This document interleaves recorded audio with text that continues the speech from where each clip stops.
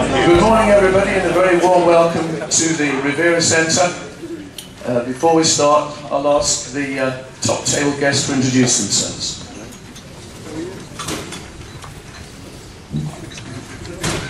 Good morning, I'm Chris Hart, Chair of the English Riviera Tourism Company. Elizabeth Rakes, Chief Executive, Torbay Council. Hello, I'm Joan Halligan and I'm the manager at the new Parkville Centre in Paynton. I'm Patrick Carney, I'm the Group Service Manager for the Streets in Place with Torbay Council. Richard Brown, Events Manager for Torbay Council. Good morning, Steve Parrott from the Torbay Development Agency. Good morning, Pat Stewart, Torbay Council. I head up the Major Development Team and Strategic Planning Team. My name is Tracy Kabash, I'm here representing Torbay's Community Partnerships. It's lovely to see a lot of you here. Thank you very much indeed. Thank you very much for coming to today's presentation. It's now coming up to 9-10 months since the election, and I thought it was an opportunity for my colleagues and myself to give you an update as to where we are with some of the projects and also carrying out our election promises. In welcoming you all here today, can I also welcome Councillor Jeremy Christmas, who's leader of Team Bridge Council, and we met very recently on a historic visit to see the Prime Minister, which I'll refer to in a few moments. But I see today's paper indicates that 75% of us are happy. We want to make sure that it reaches perhaps 100%, but perhaps that's not achievable. But we want to look at how we can improve our economy here in Torbay, how we can make things better for us all, and for it to be a better place for us to live and work. There is a glimmer of hope in our economy for our future. I see that the opportunities are starting to improve after a very depressing period of time, and there are glimmers of hope and optimism that are coming forward. And on the basis of that, I thought today was a chance for us to tell you what we've been working hard for during the last few months and carrying out, I hope, our election promises to you. The first major task, of course, was the Link Road. And I refer just now to Jeremy, my trip to meet the Prime Minister Thursday before the announcement. And I've got to tell you, and Jeremy will confirm this because we had separate conversations with the Prime Minister, but he told us it wasn't on the list. So you can imagine our reaction, but also we made it clear that it was such a major priority for our economy, for South Devon, not just Torbay. The problems don't stop at the geographical boundaries. And we both had separate conversations with him. If it had any effect or not, we don't know, but we do know the outcome, and that is the announcement was made on the following Monday morning, following a cabinet meeting. For many years, nearly a generation, we've wanted to see this development. And next month, we will see the appointment of the contractor, and we see a start in October of this year. The task will take 3 years and 2 months to be completed in December 2015. That's projected start and finish time, and we hope during its construction programme there will be created over 3,000 jobs in our economy. We hope that most of those jobs the contractor will use and create from Torbay. Obviously in certain specialist fields that may not be possible, but we shall meet up with the contractor and ensure that every opportunity is taken that the jobs are created and used here in Torbay. You will have a more detailed presentation shortly from Patrick Carney about the route itself, the actual construction of the road, so you have a lot more detail of what it's going to involve. On the back of that, we've created the task force, the Enterprise Task Force, which is a major agreement we have with Team Bridge and South Hants Councils, the South Devon Task Force, because it's important we look beyond our own boundaries to solve a problem that has been major for a long time. Torbay's always had a very high unemployment level, probably the largest in the southwest. And this is a task force, includes our Member of Parliament, all 3 members of Parliament, includes all political parties in Torbay. We want everybody on board to support it, including our trade unions. We have professional advice, we have government office, we have a substantial support for this task, looking at how we can maintain, how we can create wealth through jobs. The role I play is one that is not just about regeneration, it's employment and regeneration. And that's where we need to concentrate a huge amount of our efforts. So we redress the balance with the loss of Nortel, which was at one time 20% of our GVA. It's probably down to single figures at the moment. We need to rebuild that part of our economy, rebalance that part of our economy. And we feel that bringing together all the powers that be, the great and the good, to see how we can achieve that in the opportunities that are created by having the new road on the back of it. We think that is the key to the future. You've committed, we've committed on your behalf, £20 million capital into the road. We've equalled Devon's contribution. That's a massive contribution from you, spread over 3 or 4 years, but we think it is the reason why the government supported us, because we put such a huge amount of money into it. It was the largest capital scheme in the Chancellor's autumn budget in this country. The nearest one too was 40 million. This was 108 with our contributions. We've also had, as you know, discussions and working with developers on the White Rock scheme. This is part of our policy to see a rebalancing and the opportunity for more jobs. If you look at the planning process of the last 3 or 4 months and how many jobs that creates, in the sense it maintains builders and their employees, and the construction program, it doesn't create that many jobs. You're probably looking at under 100.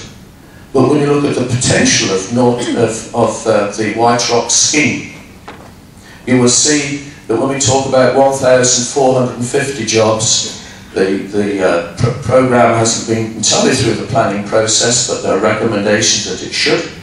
But if that were to be successful, you're looking at nearly 1,500 opportunities, 1,500 new jobs, and 350 new houses. Those are the kinds of scheme, together with the road and the concentration on employment and training for young people, the training schemes working with the Employment Service and South Devon College. And I'm delighted to see the principal here this morning. Welcome. We want to work with all the schools and colleges. We have 1,200 young people between 18 and 24 without a job in Torbay. That's not what we want. That's not what you want. It's not what I want. So training programs and job opportunities, all those things we must concentrate on. We intend to do that.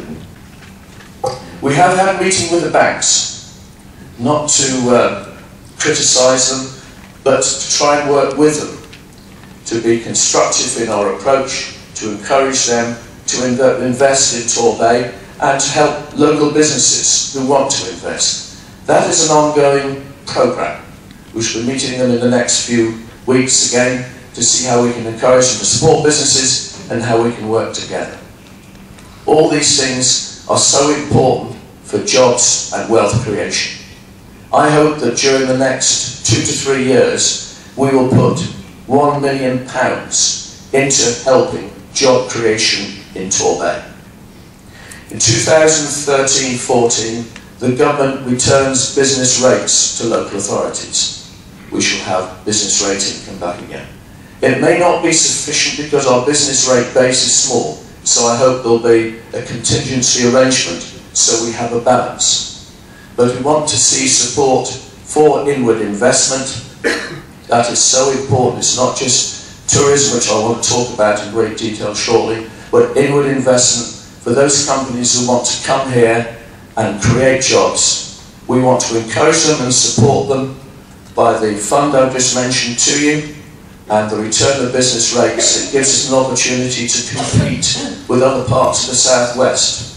Jeremy, the leader of Team Bridge, will tell you that there are many inquiries that come here that we will both work on. There have been opportunities we've individually worked on. But where you have competition beyond the bay, you don't cope with that and you lose some of those business opportunities. So by working together as South Devon with 3 members of Parliament instead of just 2, it helps us to get the argument across and the balance. Moving on to some of the other things that we promised to do, that was to restore Princess Promenade. I made a clear election promise that it would not be built on. That is still the case, and it will always be the case. However, after 6 years of being closed, something has to be done, and it is being done. The process of restoration started a couple of weeks ago. First stage will be complete by the middle of June. The second stage, when the contracts have been dealt by Patrick Carney, will start in October. So we have our shop window in Torquay open and ready for business. These are basic things that we should provide for you as residents and for our tourists, that our seafront and shopfront areas in all 3 towns should be the best and pristine that we can make them. We also have the Gateway report, which was compiled a couple of months ago, which feeds in not only from a residential point of view, from your point of view, but from a tourist point of view, that is to improve the entries into our 3 towns. I believe they've been neglected for so long. You come along Newton Road, there's no warm welcome to you as residents, whether it's Teignmouth, whether it's Paynton, whether it's Brixham. We think there should be a better message out there for you and for tourists, and that we should be proud of our 3 towns, and we should say so. And so we're looking at proposals to improve the gateways. The South Devon College are looking at a design on one of the roundabouts which will have perhaps a maritime theme, and why not? We're looking at the bus stations, we're looking at the railway stations. I'm appalled at the condition of Torquay Station and the grounds around it. And this afternoon, 2:30, after 3 months of gentle persuasion, we are at last meeting the rail companies to see what we can do about those improvements. I remember it when it was absolutely pristine and lovely. We want to restore these things back as to where they should be, both for the benefit of residents and tourists alike. So the Gateway report will probably take best part of 12 months to get all of them sorted out, and hope we'll put some palm trees on Riviera Way instead of the overgrown central reservation. The things we need to do, they're not rocket science, but they're part of what we should be doing as a local authority to be proud of what we're doing. We also have put in a bid for a new ferry service. I think it's just under £3 million. It'll be part of a link up through Newton Road to Torquay and Brixham. The service will be a brand new ferry, and it will be a brand new pontoons and linking up with the cycle route, and obviously benefits to Torbay Hospital and the new estate on the old Newton Road. This is a new development because we want to encourage people to use the sea. As you know, I have a passion for that. But if you're not in your car and you want to go to Brixham to shop, if you're a resident or you're a tourist or a day visitor, we want to look at better opportunities for promoting the good things we have, particularly Torbay. Sport has been something I made some promises on. When I was first elected, my colleagues supported me. This is not just my policies, it's my colleagues on Torbay Council, and in many cases, may I say, not just Conservative, but all party. And that is the creation of leases, 40-year leases for those sports clubs that want them. Many of them have been negotiating for years to try and get long-term leases. And I think we've virtually reached a conclusion. I think there's only 2 clubs left that are just negotiating the final terms of those leases. But the benefits are they can apply for lottery grants to improve their facilities. So we have better facilities across the board for sport, for our young people, and the teamwork that goes into it. And I'm pleased to tell you that on Riviera Way, we have an area of land that's been allocated for sports use, playing pitches, and we've had discussions with Torquay United, who want facilities for their first team, because we're planning to go out of Torbay and we want to encourage them to stay here. So one of the pitches there will be for their use, and 3, possibly 4 other pitches for all sports and all the clubs in Torbay to use. And this will mean that the investment that's available, the capital available through the club, and through private sector sponsorship, this facility we hope will be available by July 2013. Sport tourism is 25% of tourism in South West. The rest of the nation, it's about 8%. And there are huge benefits for fitness, for sport, for the whole community to get involved in it. And it's one of the major things that council as a whole we're very supportive of in providing the facilities and making sure that there are benefits for young people. We've talked about part of the seafront in Torquay, and I'm concentrating on Torquay because some of these things, certainly White Rock and so on, Painton Base, where we have substantial developments there. But I must remind you of the major investment that went into Brixham in the previous 4 years, which is £20 million on the fish quay development, the biggest capital sum in Torbay during the previous administration that the council supported, and that is now flourishing, I think, around the developments around Brixham Harbour and other developments there. I think we're very proud of. And if any of you bought, any members here today, bought the Daily Telegraph a month ago, a half-page feature on Brixham, outlining that it was one of the best places in which to invest if you wanted to buy a property, because prices they were forecasting would rise by 5% during this year. So those are the kind of benefits I see. And there was another report which said the 3 best places to invest in this country were, number 1 was London, I can't remember what the second one was, but the third one is Torbay. So we are getting that message across that we are open for business and we welcome the inward investment. The Torquay seafront cleanup started from the Royal Torbay Yacht Club and will continue up around the seafront to the ground and then beyond to Preston and Painton. You see some of the initial benefits the palm trees we put in, but there's a big clean-up this spring to take place. Much of it has not been done for many years. It's been neglected for a long time. We don't want it anymore. We want to be proud of our seafront areas, and we intend to clean them up and make them good and nice for everybody. Some of the new developments that we wanted to see complete, at least to start. We've talked about the seafront. The other one is the Palm Court, empty and derelict, and something else I inherited, and empty and derelict for best part of 8 years. And we did invite the developers here today to this meeting, and if they are here, we want to speak to them at the end of the meeting. I'm sure they will be pleased to talk to you. But what we have is a new development to replace the derelict Palm Court. The name will be Abbey Crescent, which is the original name of the former building, built in 1848.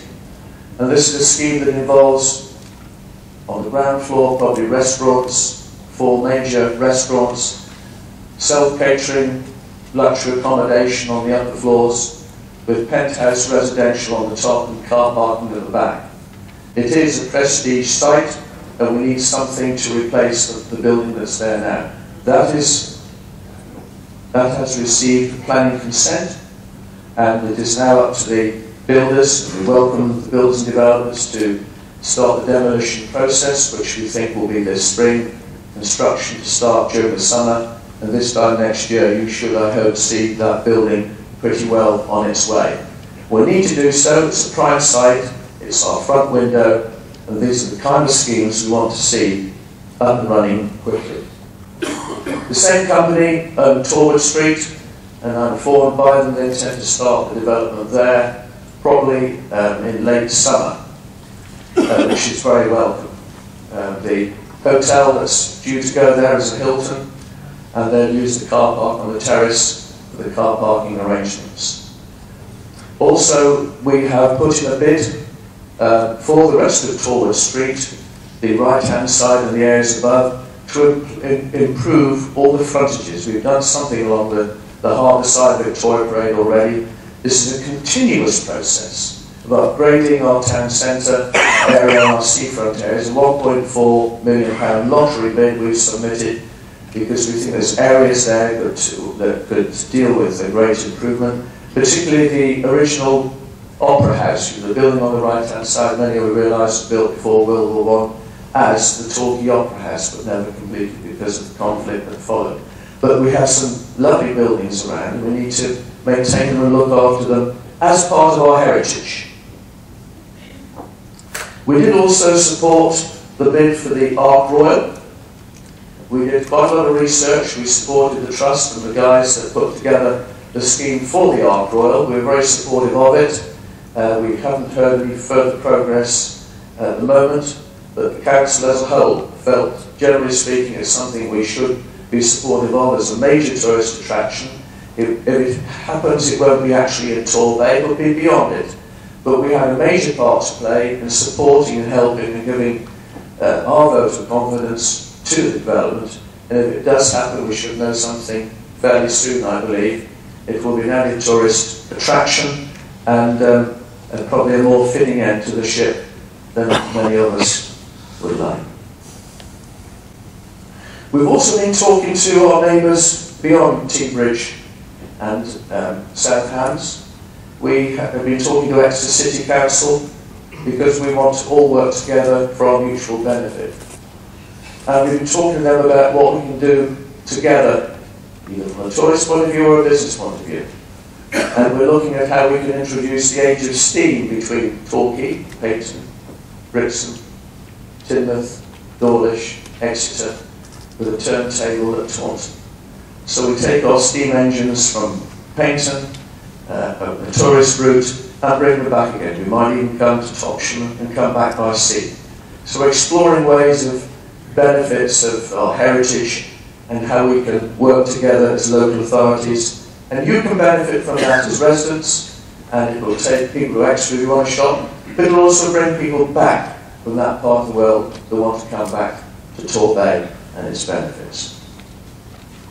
Tourism. I've made a commitment to tourism because it is a major part of our economy. It's £450 million a year in GDP, and it's won 13,000 jobs. It used to be nearly 600 million, and substantially more in the number of jobs. We have to support our major industry, and we need to give people confidence that it has a secure and prosperous future. We also supported, as a council as a whole, a letter to the government asking them to reduce VAT on tourism to 5%. Whether they're listed in the budget, we don't know. But we've made a determined effort to say, if you want tourism to prosper and the business to grow in this country, those are the kind of things we should be looking at. The French have done it, the Germans have done it, why don't we? Because I think there's major benefits. This March, we'll start a marketing campaign for Torbay for tourism. It's one of the election promises that I made and my colleagues made to the tourist industry and to Torbay. It also includes inward investment. But initially, the campaign, which will be launched next 15th of March at the tourism conference, which is being held here on that day. The launch will take place then. But it's a commitment we've made to tourism, to Torbay, to say to people, come and visit the bay. We have a number of major tourist attractions. We have a lot to offer you, 22 miles of beautiful coastline, and come and talk to us, come and see us. It's an opportunity to market the bay for our mutual benefit. During the last few weeks, I formed, with the support of my colleagues, the Events Forum. It's a task I've always wanted to do for a very long time. We have, in the past, benefited so much from major attractions that have been here, whether it's the Olympics in 1948, the tall ships in 1956, and that they have been developed, but not in a more cohesive manner. And by bringing together the Events Forum, we bring together all the major organisations, including sport and sport tourism. The Riviera Centre Company, the Tourism Company, the Town Centre Company, a lot of other organisations that play a leading part in the bay. Rotary clubs, all have a major part in events. By bringing it all together and giving it some major significance and support, it's not to say we want to run those things. As a council, we don't. We want to support the clubs and the organisations, the voluntary organisations that run them. That's what we need to do, to support them, to encourage them, and to market them. And that is, I think, one of our major attractions. There's so many events that we haven't supported, but now we're going to do that. Could we be the events capital of the South-West in the next few years? I think it's an ambition that we should try and achieve. Some of the first events that are coming will be the Halfords cycle event, which could lead us on to hosting world events on cycling, and we're going to have a presentation for that shortly to tell you more about it. But those are the kind of things that I think we're good at, and we have the opportunity, I think, to present to the people of Torbay and to tourism generally that we can host these events and we can make some great contribution to our economy. Plymouth hosted recently the America's Cup. They put £100,000 into it. The private sector in Plymouth was about £300,000 to £400,000. The actual financial benefit to Plymouth as a city, as a whole, was £9 million. But it brought something else with it. It brought with it American investment in the city of £40 million. This is the spin-off that comes with sport tourism, with tourism itself, and business. You mix them all together and people think it's a great place to invest, and these are the spin-offs that we ought to see for our economy and for our community as a whole. This coming year we have 3 cruise ships coming to see us. Next year we have 4. That's probably around 10,000 visitors, predominantly from the United States and some from Germany. In the past, when we first started, and I started this initiative in 2001, 9/11 ruined it, because obviously the Americans lost confidence in going abroad. But that confidence has returned, but we have to harness the benefits of that, because they'll just come in, get a coach and go out. We don't want them to do that. We want to stay here, and how can we make them stay and encourage them to stay? So we're putting together itineraries which will be attractive to them.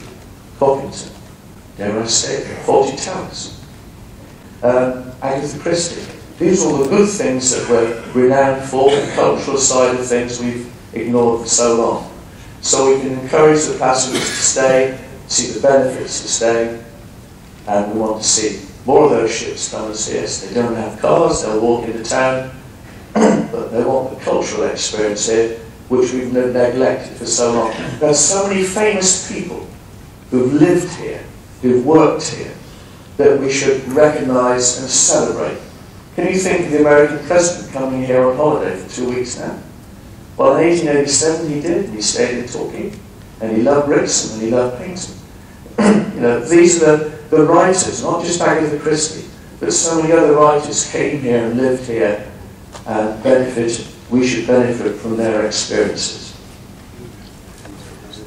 Rating appeals. We've had one of the major disadvantages is that outside London, the Inland Revenue made an assessment that we felt was unjust for Torbay, that we were one of the highest areas outside London with a new rating. And many people approached me about supporting some of the appeals, and that's what I've done. My colleagues have supported them too. And we have had some considerable success, particularly on Victoria Parade. And I thank Jim Parker for his help on that as well, because he had played a part in putting them in my direction. And that is that the original figures were a 60% increase, and I think they've come down to 29%. And I think that is some of the things that we can play a part in supporting the business community. And you can imagine since then, there's been a few more people who approached us, and we will support them in their appeals too. Finances, you'll see and understand that we've had to make reductions in our budgets. This year was 9 million. After April, it's 11 million revenue, and there's 2 years after that that could be another 10 each year. I learned yesterday that may continue, I'm sorry to say, for another 4 years beyond that. So we have to live within our means. That can have painful consequences, but we're doing our best to try and protect our frontline services, but also protect you from major rises. So this year you have a council tax freeze. the government said, we'll give you a chunk of money, you don't put it up, we've taken that. It leaves consequences for next year, but we'll sort that out afterwards and see what we can do to mitigate the losses on that. I inherited a situation where we had £30 million capital that had been borrowed for schemes that never went ahead. Some of that debt we've repaid. In the last 3 months we've repaid £9 million of debt to reduce our revenue costs by reducing capital for schemes that didn't continue. Some of that money is still invested, and we will in due course see if we pull it out of investment and repay it, so we reduce our debts. That has benefits in revenue terms because it reduces our revenue costs, and so we can then look at using those funds to repay further debt or to keep the taxes down. I'm going to just finish there for a moment because there's lots of other things I want you to see on the screen and for other speakers. There's the NEP that is a major benefit, Devon and Somerset working together with the private sector. Huge benefits to flow from that. Private sector on the NEP supported us on the bypass. So did the banks, I might add. The first thing I said to them was, okay, you haven't got money on this occasion, but tell your regional and national directors to support the bypass. So there's many ways we try and influence things. We supported the Coast Guard campaign. We thought it was a just and sensible campaign for Brixham, and we regret the reduction in the number of staff and the closure of the Coast Guard because it offered a fantastic service, and we're sorry to see that that happened. There's the ongoing situation with Torbay Mansion. My predecessor created a 5-year option with the developers so they had time to see their plans through. And that's an ongoing process, and you're involved in the consultation of that. Those of you who live in Paignton and have a major interest in our beautiful building development. Those are ongoing discussions which are not to do with me, they're to do with the planning committee. I'm independent planning. You have a problem with planning, you talk to your planning committee, you talk to your planning officers, not to me. We've tried to support our youngsters, our children. We've put £500,000 in as a council during this financial year, and that's enabled us to clear a backlog of 500 outstanding cases which needed urgent attention. I see some light at the end of the tunnel. I see a working group of professional officers doing a fantastic job in supporting the young people and children in our 3 towns. We're not out of the wood yet, and we've put another £1 million into that for this forthcoming financial year. It is a major priority for us. That will always be the case with our young people. But we, I think, getting on top of the difficulties which have been there for some time, and we're all working together, we're all corporate parents as councillors. We take that responsibility very seriously, and we meet with our young people from time to time. That's an ongoing process. And we had Eric Pickles and government ministers down here just before Christmas to show them the work we do with families and young people in Torbay. And that will be an ongoing process that you have our total support to ensure that we do what is right for our youngsters and their future. So the final comment is the Arts Council. Councillor David Butt is a member in his own right on the Arts Council. We've been working with them now for a good year or more because in some respects we've been a cultural desert in terms of comparison between Exeter and Plymouth. But we're going to put that right. We want the Arts Council to invest in Torbay. We want to support some of their activities. We've had the Lenkovitz exhibition here, we've had other exhibitions. Not always, perhaps, to everybody's satisfaction, but art can be somewhat controversial from time to time. That said, we had an opera house if World War I hadn't been around, we would have had that finished. But it's something we need to add into a dimension from an educational point of view, from a cultural point of view, from a heritage point of view. So that's something else we'll probably have to report to you on another occasion of some of the plans that we're pursuing at the moment. So before we go any further, perhaps can we move on now to stage 2, with the screen and our speakers.